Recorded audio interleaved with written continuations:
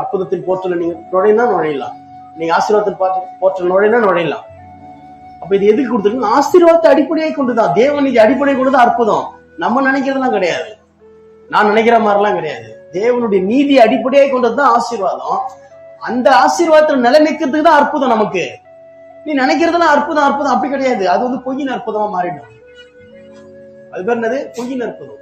நினைக்கிறதெல்லாம் அது அற்புதம், இது அற்புதம், எது பொய்யின் அற்புதம். தேவையில்லாத தேவ வல்லமைக்கு விரோதமா எழுத்து நின்னாங்க பாத்தியா மந்திரவாதிங்க எகிப்துல, இதான் பொய்யின் அற்புதம். ஒரு அற்புதம் மாத்திரம் செய்யாம மோசம் என்னென்னலாம் செய்தானோ அதுக்கு அப்போஸ் பண்ணி எல்லாத்தையும் நடப்பிச்சாங்க பாத்தியா, இதான் பொய்யின் அற்புதம். இது என்னது? பொய்யின் அற்புதம், மேஜிக், மியூசிஷியன்.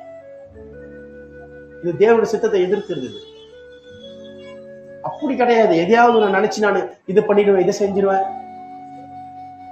மனுஷனுடைய மூளையை கொண்டு செய்யறது பேர் என்னது? பொய்யின் அற்புதம்.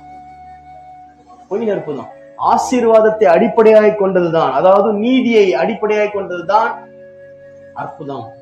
நீதியின் வழி ஆசீர்வாதத்தை அடிப்படையாக கொண்டதுதான் அற்புதம். அந்த நீதியின் வழி ஆசீர்வாதம் இல்லாம ஒரு மனுஷனுக்கு எந்த இடத்துல அற்புதம் தேவைப்படுது அப்படின்னா, அது அவன் நடக்கிறவன் எளிதாக கண்டுபிடிச்சிருவான். இந்த இடத்துல எனக்கு அற்புதம் தேவை, இந்த இடத்துல எனக்கு அற்புதம் இருந்தா நல்லா இருக்கும் சொல்லு. இந்த இடத்துல என்ன பண்ணுவான்? ஒரு யூனிட்டி, அந்த இடத்துல ஒரு யூனிட்டியினுடைய காரியங்கள், ஒரு ஒரு ஒரு வலு, ஒரு பலன் அந்த இடத்துல இல்லாத நேரத்துல, ஒரு பலன் இல்லாத நேரத்துல, ஒரு சப்போர்ட் இல்லாத நேரத்துல ஆண்டவர் ஒரு செட்டிங்ஸ் வச்சிருப்பாரு.